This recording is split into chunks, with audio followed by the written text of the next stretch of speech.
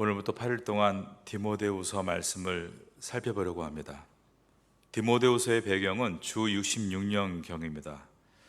사도 바울은 로마의 가택 연금에서 주후 63년에 풀려났습니다. 그리고 그의 땅끝인 서바나, 즉 스페인으로 갔다라고 학자들은 이해하고 있고, 기존 교회들의 어려움들을 듣고 각 지역을 방문하며 위로하고 리더들을 세웁니다. 고린도와 밀레도를 거쳐 드로아까지 갔다가 로마 군인들에게 체포되는데 이때가 주후 65년경입니다. 바울이 처음에 로마의 재판을 바로 들어가서 가택연금 상태로 있었을 때는 유대인들의 고발로 인해서였습니다. 그런데 65년경에 다시 체포됐을 때는 로마에 대한 반역죄가 적용됐는데, 그 이유는 64년에 일어났던 로마의 대화재 때문이었습니다. 로마 전체가 불에 타고 있었는데 그 불을 지른 사람은 다름 아닌 네로 황제였다, 그렇게 전해집니다. 그런데 민심이 극도로 흉흉해지자 그리스도인들이 방화를 한 것이다, 거짓 소문을 퍼뜨리게 했고, 기독교의 수장인 사도 베드로와 사도 바울을 방화범의 주범으로 지목한 것입니다. 그러므로 사도 바울이 두 번째로 재판을 받을 때는 가택연금이 아니라 사형이 집행되기 전에 머무는 열악한 환경의 석조 건물 지하였습니다. 이곳에서 위대한 대사도는 마지막 편지인 디모데후서를 기록하게 됩니다. 디모데후서는 사도 바울의 유언서라고 할 수 있습니다.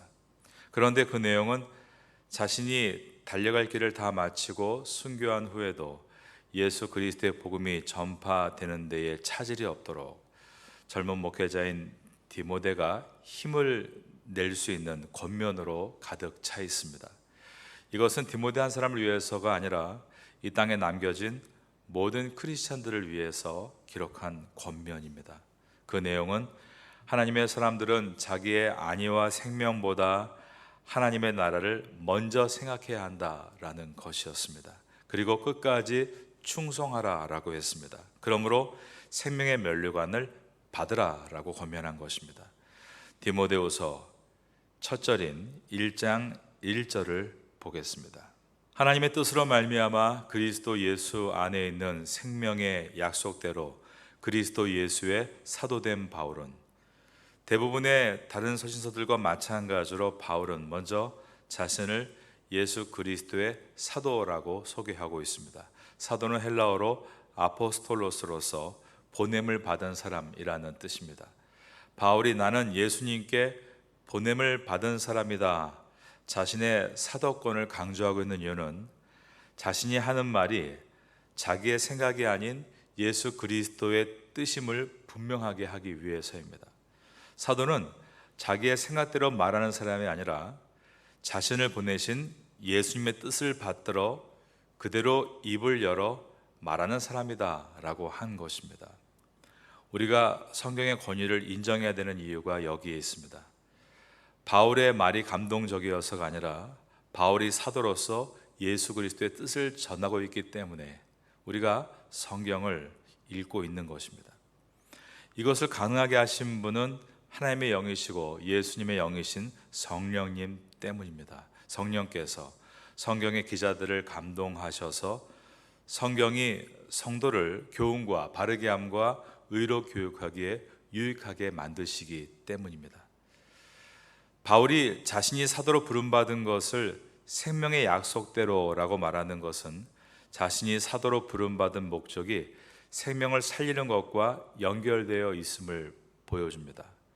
우리가 모두 이 땅에서 택한 족속이고 왕같은 제사장이고 거룩한 나라로 세상으로 보냄받았죠. 그러니까 우리도 사도들이라고 말할 수 있습니다. 우리는 예수 그리스도의 뜻을 마음에 품은 성도로서 세상으로 보냄받아 각자의 직업군에서, 환경에서, 또 가정에서 일을 하고 있습니다. 그런데 예수님께서 우리를 그곳에 서게 하신 이유가 1절과 같이 많은 사람들의 생명을 살리기 위해서인 것입니다. 우리의 모든 직업과 환경은 생명을 살리는 것과 연결되어 있어야 합니다. 이것이 희미하게 잘 보이지 않으면 우린 주님 앞에 엎드려서 물어야 합니다. 주님, 제가 이 직업과 이 환경 속에서 또 내 가정 속에서 주님께서 원하시는 생명의 삶을 사는 것, 생명을 살리는 것, 이것은 무엇입니까? 그럴 때 주님은 우리에게 생명을 살릴 수 있는 약속, 즉 1절과 같이 생명의 약속을 주시는 것입니다. 우린 이것을 콜링, 소명이라고 부릅니다. 여러분 각자의 자리에서 생명의 약속이 있습니다. 내가 그를 살리리라. 그것을 위해 너를 불렀다. 주님 앞에 보냄받은 자의 소명을 감당하라고 우리를 이 태국 땅에 부르시고 어떤 환경과 어떤 상황 속에 넣어주신 것입니다. 바울의 인사를 계속 보겠습니다. 2절을 봅니다. 사랑하는 아들 디모데에게 편지하노니 하나님 아버지와 그리스도 예수 우리 주께로부터 은혜와 긍휼과 평강이 내게 있을지어다. 사도 바울은 젊은 목회자인 디모데에게 사랑하는 아들이라고 부르고 있습니다. 사도 바울과 디모데의 관계를 보면 디모데가 루스드라 출신입니다. 사도 바울이 1차 전도여행을 하던 중에 루스드라를 방문했을 때 이 젊은 디모데를 만났고 그에게 예수님의 복음을 전했고 디모데가 회심하고 그리스도인이 되었습니다. 나중에 사도 바울이 2차 전도 여행 중에 다시 루스드라에 왔을 때 바울이 보니 디모데는 루스드라의 믿는 사람들 가운데 칭찬받는 제자가 되어 있었습니다. 사도행전 16장 1절과 2절에 보면 바울이 더베와 루스드라에도 이르매 거기 디모데라 하는 제자가 있으니 그 어머니는 믿는 유대 여자요 아버지는 헬라인이라. 디모데는 루스드라와 이고니어에 있는 형제들에게 칭찬받는 자니라고 되어 있습니다. 칭찬받는 자니. 여러분, 나는 사람에게는 칭찬받지 않아도 된다. 오직 하나님께만 칭찬받으면 된다. 이 말이 믿음이 있어 보이는 말처럼 들리지만 하나님께 칭찬을 받는 온전한 신앙생활을 하고 있다면 반드시 사람에게도 칭찬을 받을 수밖에 없는 것입니다. 남편이 아내를 칭찬하고 있고 또 자녀가 어머니를 인정하고 있다면 그 어머니, 그 아내, 그 남편은 지금 하나님 앞에서 온전하게 서 있을 때인 것입니다. 사도 바울은 2차 전도여행 중에 이곳 루스드라에서 사람들에게 칭찬을 받고 있던 준비된 디모데에게 나와 함께 선교여행을 다니면서 동역하고 또 보조하는 역할을 할 수 있겠느냐라고 물었고 디모데가 흔쾌히 제가 따르겠습니다라고 이 여행이 시작이 된 것입니다. 그래서 디모데가 사도 바울의 2차 전도 여행부터 계속 따라다니기 시작했습니다.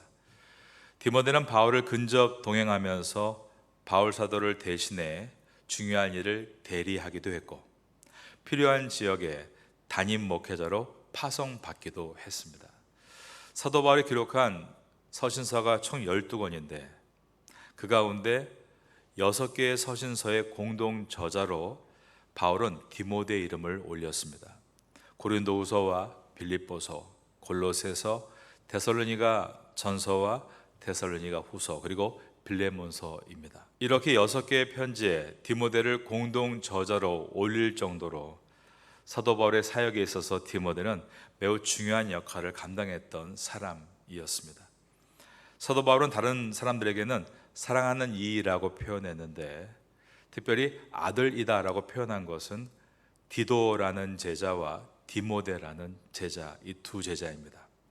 이 두 사람의 특징이 있는데 홀로 외로이 목회를 했다는 점입니다. 디도는 그레데 섬에서 홀로 남겨져 있었고 디모데는 에베소에 홀로 남겨져 있었습니다. 어려운 상황에 놓인 두 젊은 제자들에게 바울은 아들이라는 표현을 쓰며 그들을 따뜻하게 위로했던 것입니다. 그러므로 위로의 강도가 다른 곳보다 더 깊었던 것입니다. 2절에서 사랑하는 아들 디모데에게 편지하노니 하나님 아버지와 그리스도 예수 우리 주께로부터, 그 다음 보면 은혜와 긍휼과 평강이 내게 있을지어다 라고 되어 있는데, 다른 서신서에서는 은혜와 평강 보통 두 개의 단어로만 나왔는데 여기에는 긍휼이라는 단어가 첨가되어 있습니다. 사도 바울은 자신의 편지에서 이 긍휼이라는 단어를 자주 사용하지 않았습니다. 그런데 디모데 전서와 후서 그리고 디도서에서만 긍휼이라는 단어를 첨가했습니다.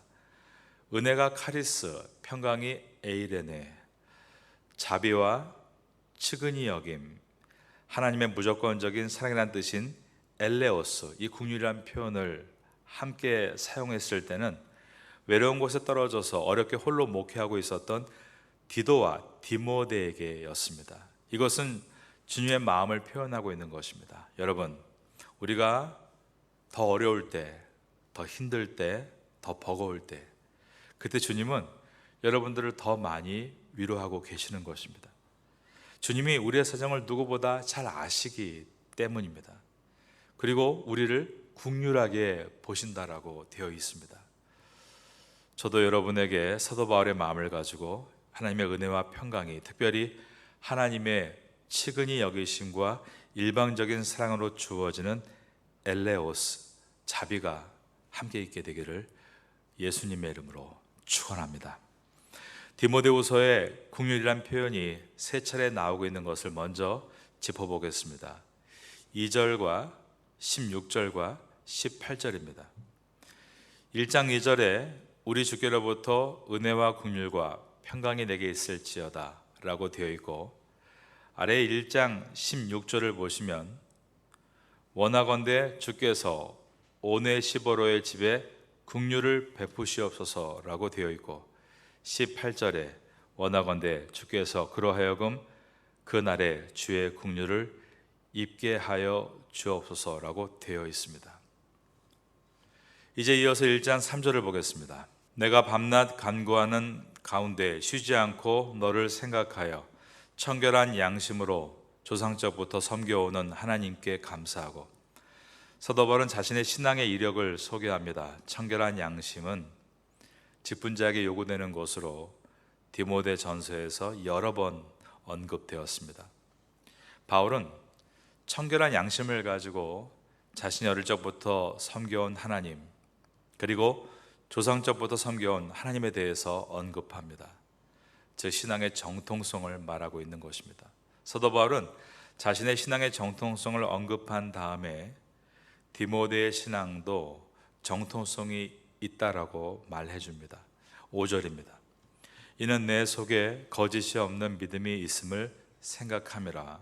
이 믿음은 먼저 내 외조모 로이스와 내 어머니 유니게 속에 있더니 내 속에도 있는 줄을 확신하노라. 바울은 디모데의 정통성, 신앙의 정통성을 얘기하면서 디모데의 신앙은 먼저 그의 외할머니인 로이스에게서 온 것이고 그의 어머니인 유니게에서 온 것이다 라고 말해 줍니다. 바울은 디모데를 격려하면서 내 믿음이 신앙의 정통 위에 서 있는 믿음이다 라고 격려하고 있습니다. 이것을 강조하는 이유가 첫째로 신앙은 주변의 영향을 받는 것이고 주변의 영향을 통해 성장해 나간다는 것을 보여주기 위해서입니다. 신앙은 특별히 부모의 영향력을 빼놓을 수가 없습니다. 그렇죠. 여러분들이 아기가 어릴 때 그 아기를 손을 잡고 교회를 데리고 나오지 않습니까? 성경은 부모가 자녀들을 말씀으로 가르치고 말씀대로 본을 보여야 한다라고 기록됩니다. 우리 자녀들이 가치관의 혼란을 느낄 때가 있습니다. 그리고 신앙을 버리기도 합니다. 그런데 여기에 대한 1차적인 책임이 부모에게 있습니다. 자녀들이 그렇게 되는 원인은 부모의 신앙이 세속화됐을 때입니다. 주일에 교회에 와서 부모님과 예배드리고 집에 돌아갔는데 부모로부터 학업과 세속적인 성공을 강조하는 말을 듣게 되면 자녀들은 가치관의 혼란을 갖게 됩니다. 그렇게 되면 생각하는 신앙이 아니라 무조건 교회 나와, 신앙마저 주입식이 되기 때문에 성인이 되면 자기의 자유를 가지고 자연스럽게 주님을 떠나게 되는 것입니다. 하지만 자녀를 신앙 안에서 인격적으로 대하고 자녀가 많이 흔들릴 때도 왜 없겠습니까? 갈피를 잡지 못하고 있을 때 하나님의 원칙을 이야기해주고 부모로서 그 원칙으로 살아가는 모습을 직접 보여주면 자녀는 방황과 흔들림이 있겠지만 언젠가는 항상 그 마음속에 우리 부모님의 모습들을 기억하는 생각하는 신앙이 될 수 있고 훗날에는 돌아와서 건실한 하나님의 사람으로 서서 이 땅에서 귀하게 쓰임받을 수 있게 되는 것입니다. 그러니 지금 자녀들이 신앙적으로 방황하고 있는 것에 대해서 너무 걱정하지 마시기 바랍니다. 걱정하지 마시고 자녀를 위해서 기도하시기를 권면드립니다. 디모데 신앙을 말할 때 로이스와 유닉의 이름이 언급되는 것처럼 여러분의 자녀들이 훗날 귀하게 쓰임받게 될 때 믿음의 부모 아무개로 소개될 수 있는 그런 귀한 부모가 되시기를 예수님의 이름으로 축원합니다.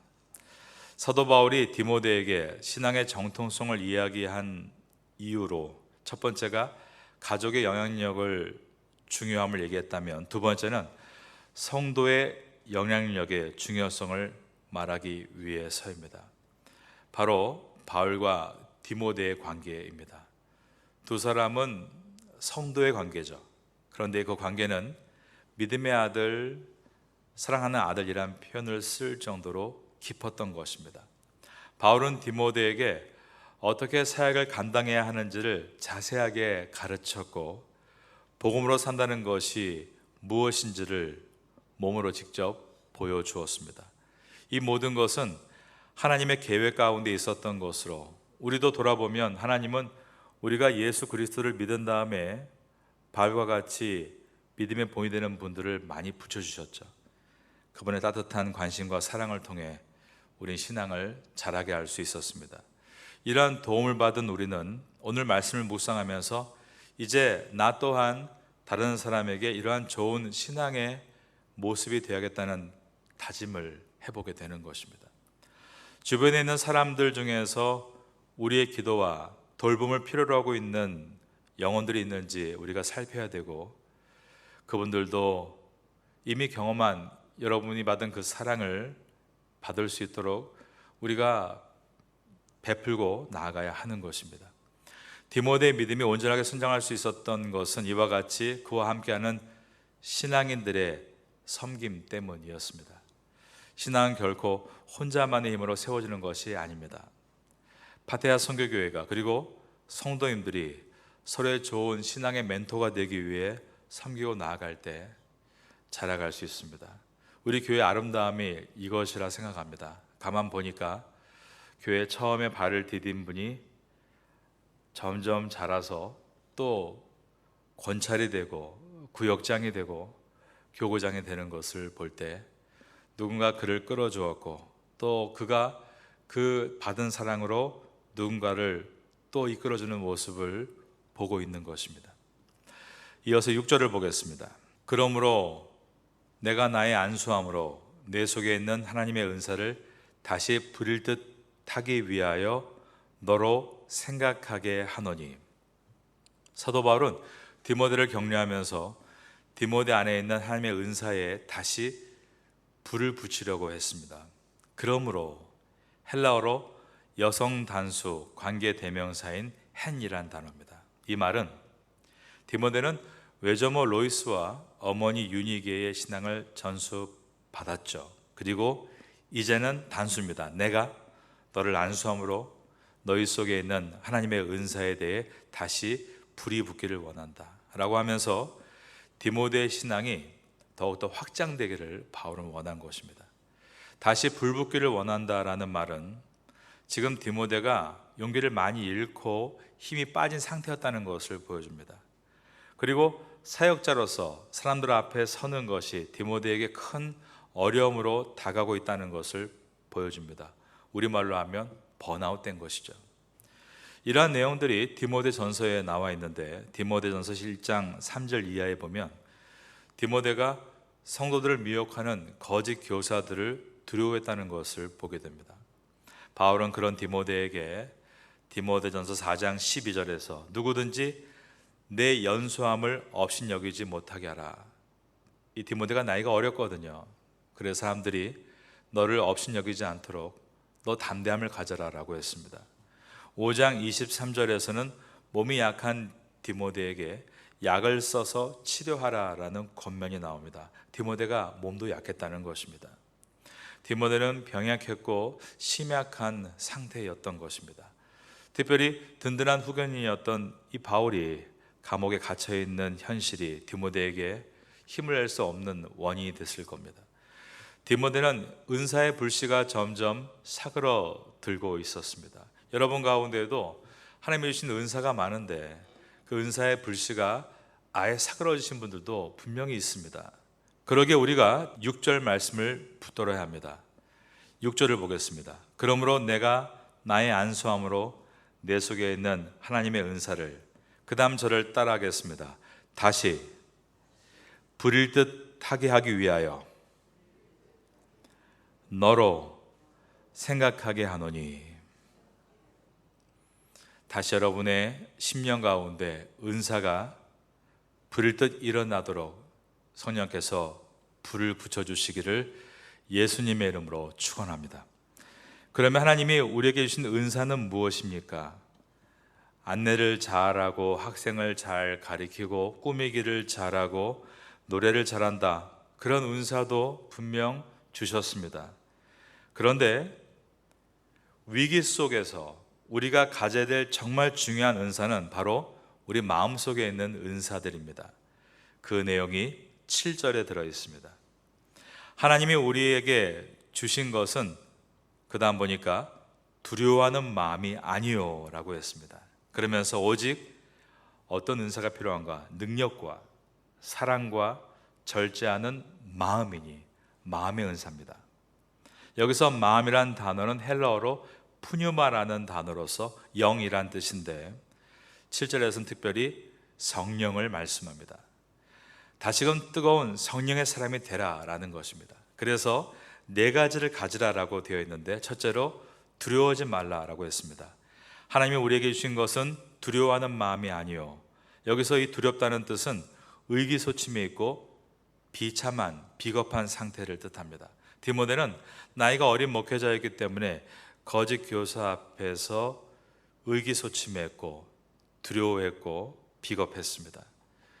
육체적으로 병약해서 또 의기소침했습니다.